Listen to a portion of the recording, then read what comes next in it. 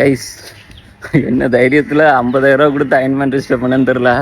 50 metre அடிக்கிறதுக்குள்ளே 5 இடத்துல நின்று அடிச்சிருக்கேன். ரைமிங்காக இருக்குல்ல, அப்படிதான் இருந்துச்சு. நானும் 6 months கழிச்சு தான் ஸ்விம்மிங் ஸ்டார்ட் பண்ணுறேன். பயங்கரமாக இருந்துச்சு. உள்ளே போனால் பாதி தண்ணி வாய்க்குள்ளே போகுது, மீதி தண்ணி மூக்குக்குள்ளே போகுது. சரி பார்ப்போம். கோச் இருக்காங்க, எல்லாமே செம வெல் நாலேஜ்டு கோச். அவங்கள்ட்ட பேசும்போதும் தெரியுது, அவங்க கைட் பண்ணுறதும் தெரியுது. ஸோ 3 மாதம் 6 மாதம் இருக்குல்ல, ஸ்விம்மிங் பூலை மாஸ்டர் பண்ணிவிட்டு கடலில் போயிட்டு போராடுவோம்.